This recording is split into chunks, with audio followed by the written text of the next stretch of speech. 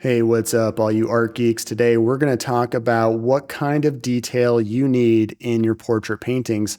I just happened to ask ChatGPT this very question, and we're going to get into all these points that it has here. We got about 8 points total. Now, before we get into that, I want to quickly mention that we're watching a video from one of my Patreon tutorials where you can learn all about oil painting, paint mixing, all the things you need to create this exact portrait. I have a bunch of other tutorials on there. I have art downloads, so go check that out in the description below.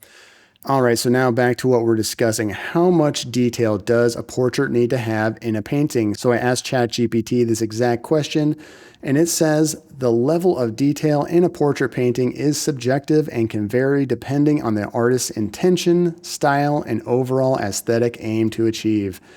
Different artists may have distinct approaches ranging from highly detailed and realistic renderings to more loose and expressive interpretations. Here are some factors to consider when deciding. All right, so we have 8 of them. It starts right off with a great one to talk about: realism versus expressiveness.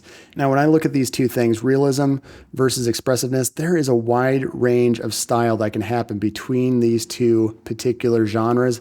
Realism, especially like hyperrealism, that is really painstaking, takes hours of your time, days of your time, not just hours, but days of your time, hundreds of hours to create a hyper real painting, especially the bigger it gets. Now, for me personally, I've always liked painting loose. I used to work at architecture firms where every little detail had to be accounted for, and I never wanted to do that again. So when I would paint in my spare time, when I would create my works, I always intended for my portraits to find a place where they could get looser and looser as I learned the style that I wanted. And that's where I ended up with a lot of impressionism and expressionism and abstraction in most of my work. That's just the way I like to paint. I don't want to obsess about every single little detail. I love just painting a quick 2-hour study where everything's very loose, very much like this painting we're looking at here today. This was like a 2-hour painting. It was very satisfying to create. Now, on the other end, if I was to try to create this exact same portrait with all the detail that I saw, I'm sure it would easily double, triple, go up to 5 to 10 times longer just by adding all the extra little tiny details that would be needed to get this into that hyper real genre.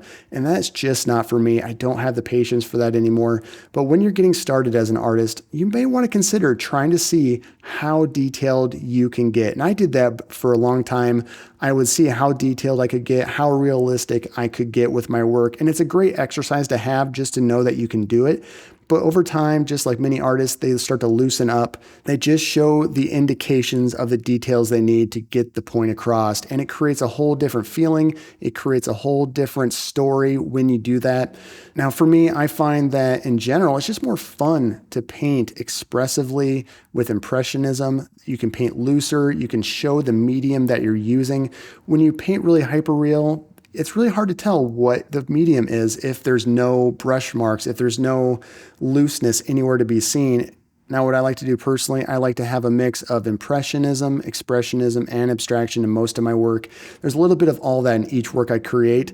Now, if you're going to go hyperreal, I think it would be ideal to have a few moments where you show the medium you're using, meaning that I can see a brush stroke, I can see the watercolor loosely being applied somewhere, just to accent the hyperrealism that you're doing, just so that people don't think they're looking at a photo. Because if it looks just like the photo and there's no interpretation on your end, it really will not distinguish it from a photo. I'm sure there's a lot of hyperreal artists out there that will disagree with me, that love doing hyperreal because of the technical skill it takes to create that.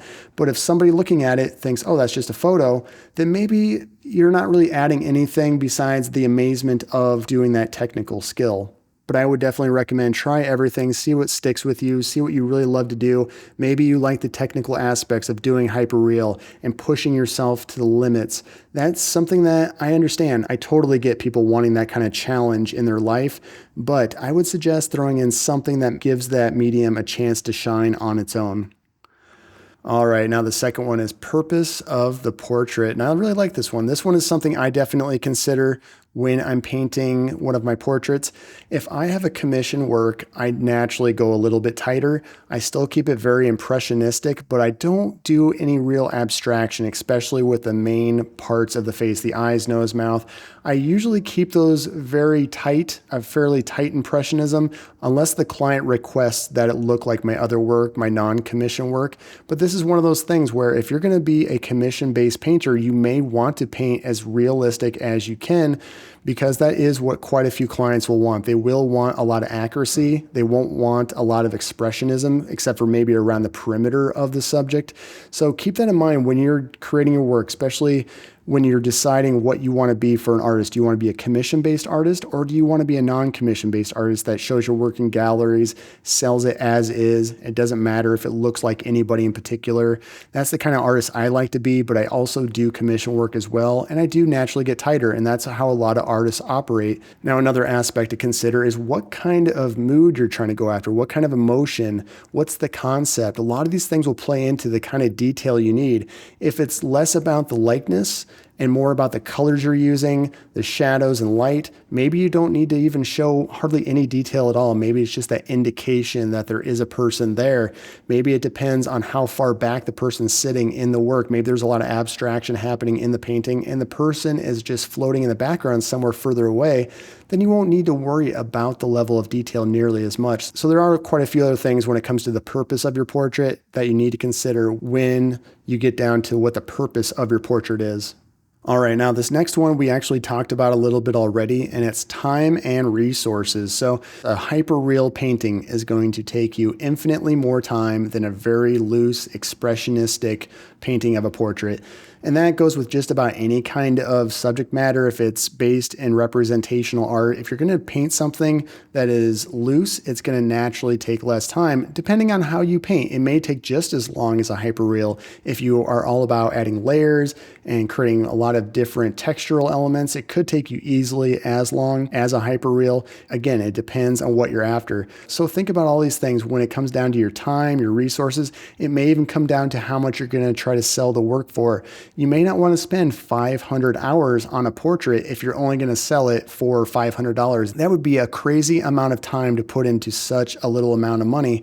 So think about all these things and think about where you're trying to go. Now, if you get to a point in your career where you're selling your work for thousands of dollars, maybe you want to go and have a hyperreal set of paintings, a series of really super hyperreal paintings, because you know that you can sell them for a high dollar amount. That could make it worth it while you're painting them, knowing that you're going to be able to sell this thing at a decent profit and not feel like you just spent a bunch of time for almost no money.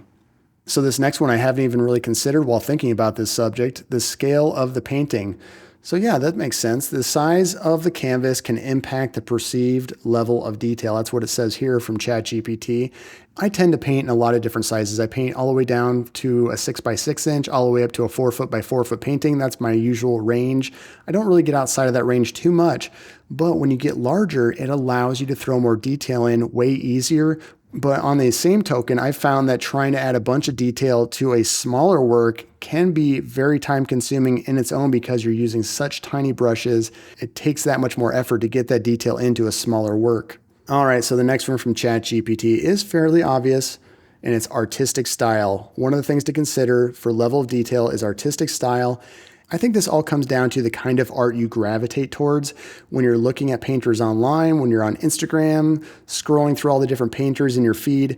You may find that there is a theme, and this is a very good indication of showing what kind of art you probably want to create yourself. But that doesn't mean that you can't like both. I do like the hyperreal work. I do like the impressionism. I like expressionism. I love a lot of different portrait painters out there. But I noticed over time that I really gravitated towards those artists that were putting a little bit of everything into their work. They were putting some impressionism, some expressionism, some abstraction, and maybe even a little bit of hyperreal into their work. I've seen artists like that. And that's when I realized what kind of artwork I like. So really pay attention to what style you gravitate towards, and that will really help you decide the artistic style that will go into your own work. Another thing to consider with your artistic style is just knowing what you're naturally good at already. If you feel like you're really good at showing some impressionism, painting loosely, that may be a good indication that you should stick with the impressionism or expressionism. But if you're good at the technical aspect of going super hyper real, you're better than anybody you know, that may indicate that it is worth going down that avenue and discovering what's out there for you in the hyper real genre of portrait painting.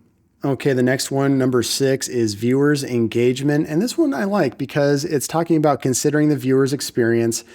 When you leave certain areas more loosely defined, I find that just giving those little indications of a certain part of the anatomy, whether it's nose, eyes, mouth, hands, whatever it is, that can really open up the viewer's imagination and they can create a more interactive experience with the work they're viewing.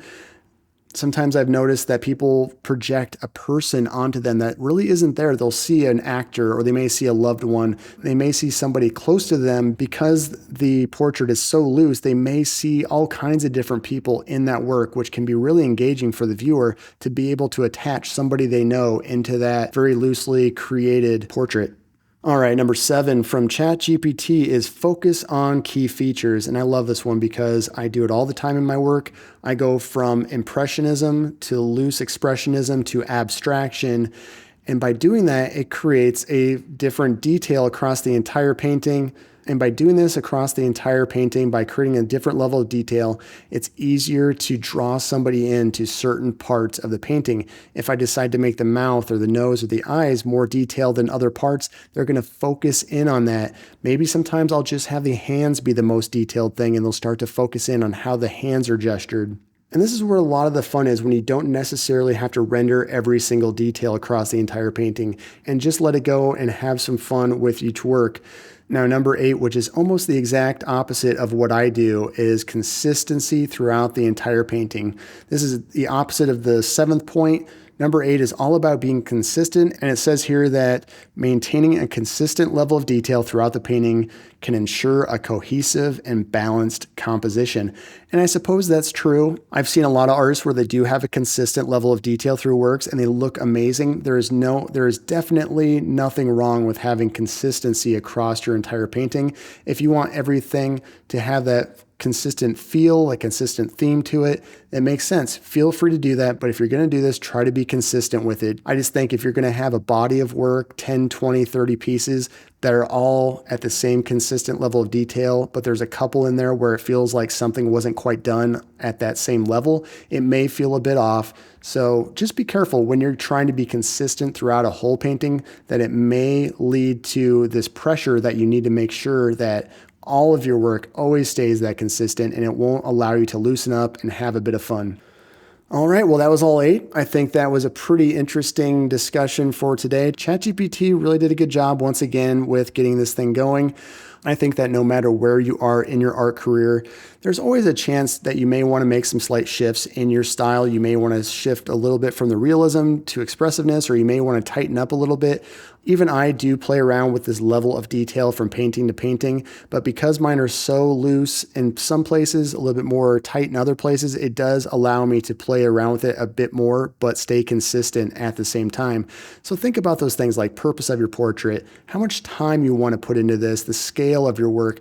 All of these things come into play.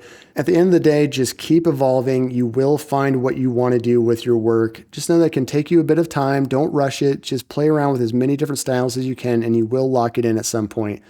Now, if you'd like to learn more about my oil painting process, you'd like to learn how I mix my paints, how I apply the paints, all of those things in between, go over to my Patreon account. Thank you so much for checking out another one of my videos, all you art geeks out there. I will talk to you again very soon. Bye.